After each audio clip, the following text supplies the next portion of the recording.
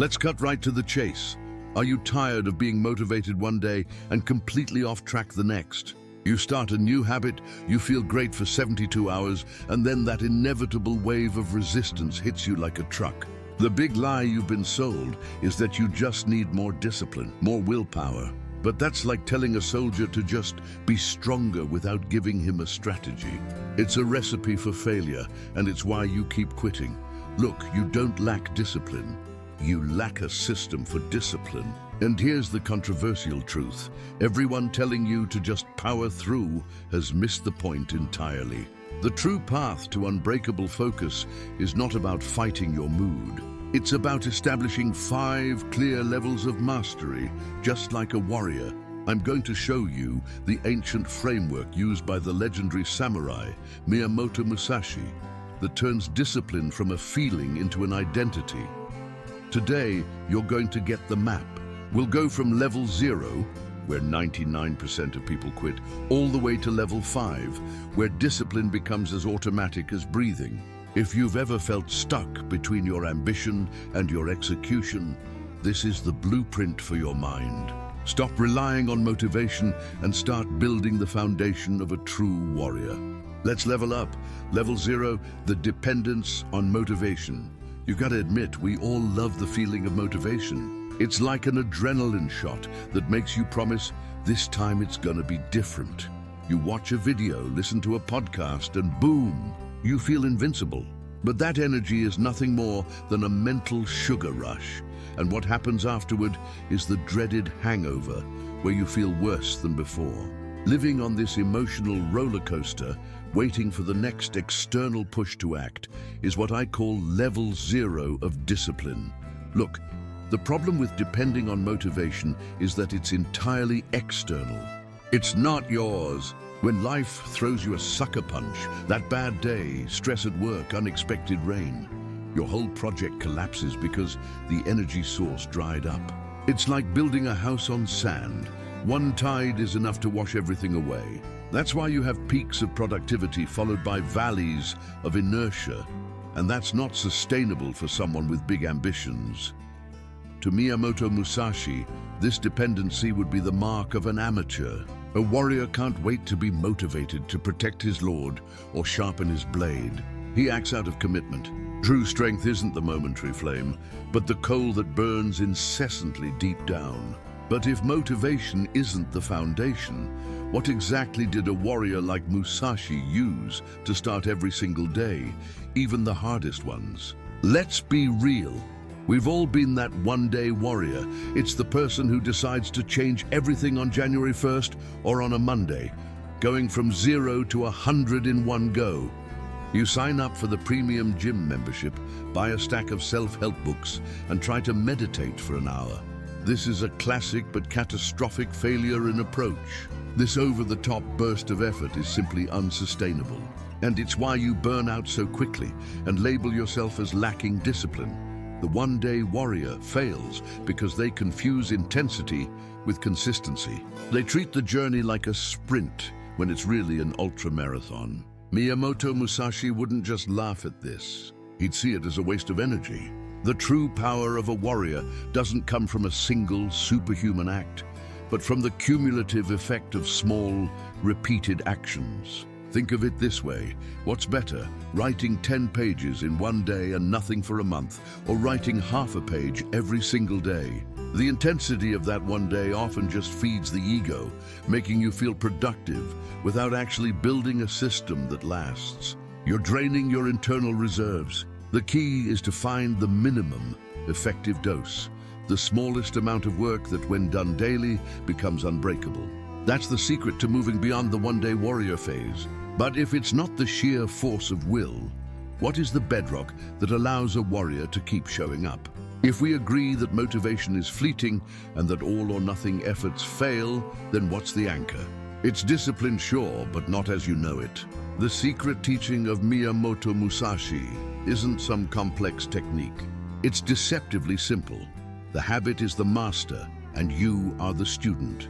Musashi understood that to achieve mastery in swordsmanship or in life, you must surrender your will to the process itself. It's about building a system that runs on momentum, not on feeling. Think about it like this. A great river doesn't flow because it feels motivated. It flows because it follows the path of least resistance, carved out by years of consistent flow. Your life is the river, and habit is the current. When you transform a necessary task, like practicing your craft or engaging in self-care, into a non-negotiable habit, you eliminate the daily mental battle. You stop negotiating with your internal self, which is the biggest time and energy sink we have. This is the shift from level 0 to the true foundation. We stop relying on willpower and start relying on automaticity. Musashi's life was a testament to this, where rigorous training became as natural as breathing. He wasn't trying to be disciplined, he was discipline embodied. But how do you take this abstract idea of habit and turn it into a concrete, practical, and truly unbreakable daily routine? Level 1, the unbreakable routine of the artisan. Once you understand that habit is the master, you move to the first practical step, level 1, which is establishing the unbreakable routine of the artisan. This isn't about grand gestures. It's about making your daily schedule predictable and sacred, almost like a religious practice. Think of an old master craftsman. He doesn't wait for inspiration to pick up his tools. He shows up at the bench at the same time every morning, regardless of his mood. That's the core of real discipline. For you, this means finding your one non-negotiable routine. Maybe it's dedicating 30 minutes every morning to studying that new language, or committing to writing 500 words before checking any social media. Miyamoto Musashi always emphasized the practice of Heiho, which can be seen as the principle of strategy in all things, not just battle. In your life, Heiho is the strategy of your day. It's making the difficult things automatic so you can save your limited willpower for truly important decisions later. The difference between the artisan and the amateur is that the artisan has a ritual entry into their work, a specific time and place that signals to the brain it's time to work. For example, setting up your coffee, opening your journal, and doing 5 minutes of deep breathing before you start the hardest task. When you establish this, you are no longer relying on motivation. You are relying on the environment and the routine to pull you forward. But what happens when your routine starts to feel too comfortable and the real battle begins? Level 2, the mind as a battlefield. Moving on to level 2, this is where you realize that discipline isn't primarily about the external action. It's about the internal strategy. For Miyamoto Musashi, the biggest battle wasn't against an opponent. It was against the chatter and distraction within his own mind. He knew that if you lose the battle inside your head, the one outside is already over. Most people fail here because they treat their thoughts as facts, letting every random impulse pull them off track. Imagine your mind as a crowded dojo. Everyone is yelling, pulling you toward procrastination, fear, or self-doubt. The discipline of Miyamoto Musashi teaches you to become the silent observer in that room. You don't try to silence the noise. That's impossible and exhausting. You simply choose not to engage with it. For example, when the thought, "I should just check my phone for a minute," pops up, you acknowledge it, but you don't follow it.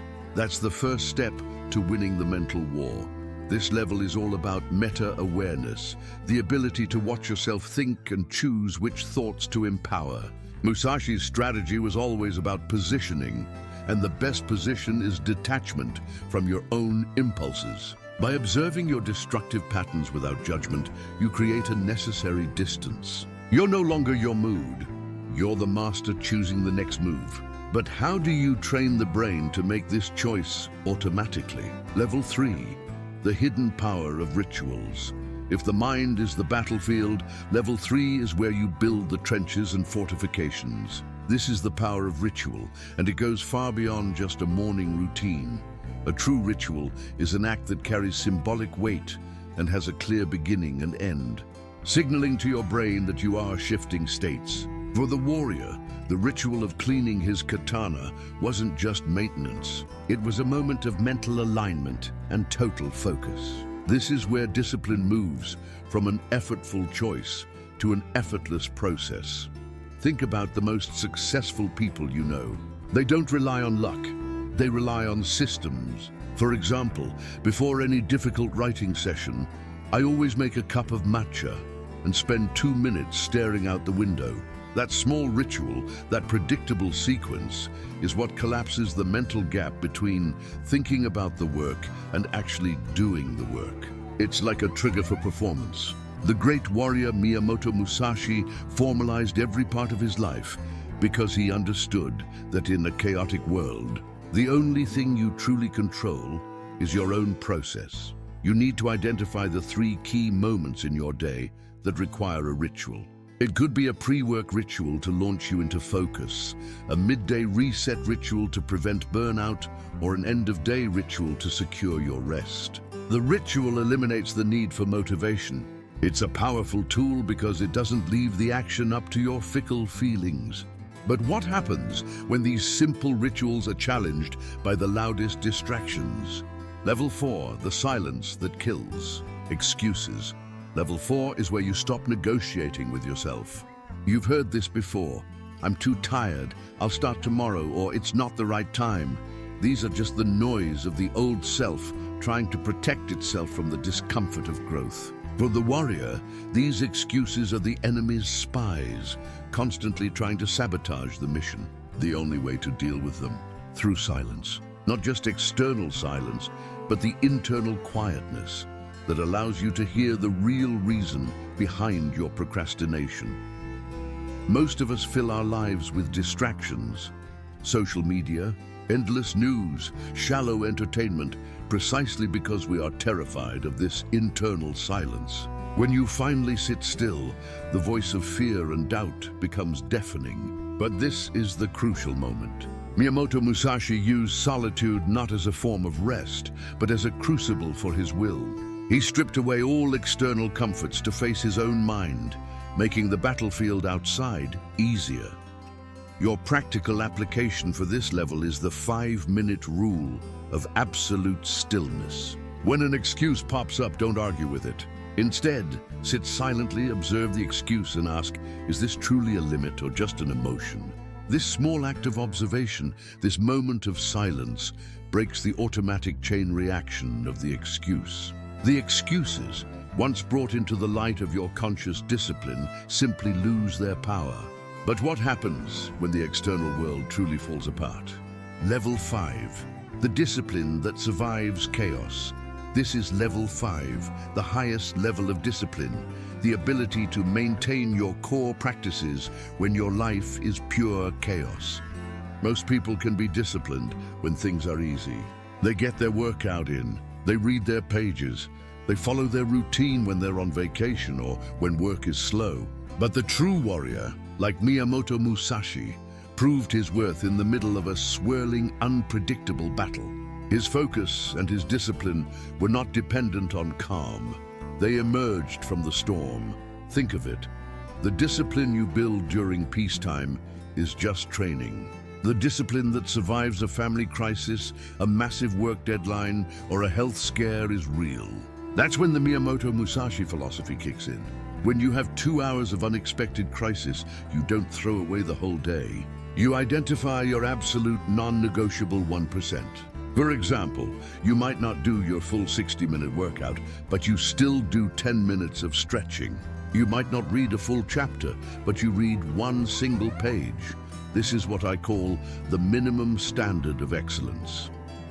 When chaos strikes, you lower the bar for action, but never for adherence. You prove to yourself that your system is unbreakable even when stress is at its peak. This is the ultimate test of your discipline, showing up small rather than hiding big. If you can maintain this, you've unlocked something eternal. But what is the ultimate result of this unwavering practice? The immortality of habit, your new self. After mastering the 5 levels of discipline, you arrive at a crucial realization. The habit is the new you. Miyamoto Musashi wasn't just someone who did disciplined things. His identity was discipline. This is the immortality of habit. It means you've moved past trying to be focused and are now simply a focused person. The effort has become ease, and the internal battle has ceased because the warrior has won. This transition from action to identity is the final permanent shift. Think about it. When someone asks you what you do, you don't say, "I try to read every morning." You say, "I'm a reader." When you embed your discipline deep enough, your actions become a natural expression of who you are. This isn't about bragging. It's about establishing an internal standard. If you fail a task, it's just a failed task. If you fail a habit, you are compromising your identity, and that's a much higher cost. To make this permanent, you need to consciously affirm your new identity. After completing your daily non-negotiable task, take a moment to say, "That's what a disciplined person does." This self-reinforcement solidifies the change. You are no longer clinging to the person who was reliant on motivation. You are a new self-governing entity. But what is the ultimate payoff for this lifelong commitment? The truth is, there is no final level. The warrior's path, according to Miyamoto Musashi, is the path without end. After mastering discipline and integrating your habits into your identity, you arrive at the realization that the work is the reward. Your legacy won't be the big achievements you chased, the titles, the money, the recognition, but the invisible man or woman you became through the practice itself. It's the strength of character, the mental clarity, the unshakable inner calm that you carry into every interaction. This is the invisible legacy. It's the moment you choose patience over anger, consistency over comfort, or hard work over distraction, and no one is there to see it. Musashi's greatest victories were not necessarily the duels he won, but the internal battles of self-control and focus that prepared him for them. You might be mastering a skill like coding or writing, but what you're really mastering is the discipline to sit down and focus for hours. And that mental strength is transferable to literally everything else in your life.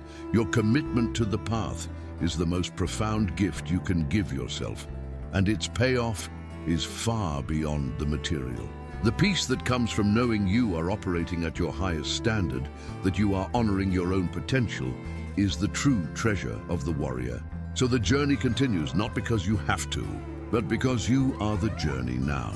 We've just mapped out the 5 levels of discipline, the same framework used by Miyamoto Musashi to achieve legendary mastery. You've seen that the goal isn't more willpower. It's a better system, a stronger identity. You know that relying on motivation is level 0, and surviving the chaos is level 5. The knowledge is now yours. But knowledge alone is just another excuse if you don't use it. So, here's my challenge to you. What is the single, non-negotiable ritual you are going to establish today? Not tomorrow, not next Monday. Right now. Are you finally going to commit to level 1 and establish the unbreakable routine of the artisan? Or are you ready to face the internal battlefield of level 4 and silence those pathetic excuses? The choice is no longer between working and quitting. It's between honoring your potential and betraying your own ambition. Don't let this be just another video you watched. Let this be the day you make the oath of a warrior to yourself, to keep showing up no matter what. Discipline is not a punishment. It's the ultimate act of self-love. Which level are you going to attack first? Let me know in the comments below. If you're serious about mastering your life, subscribe to the channel and turn on notifications. The warrior's path is endless, and we're just getting started.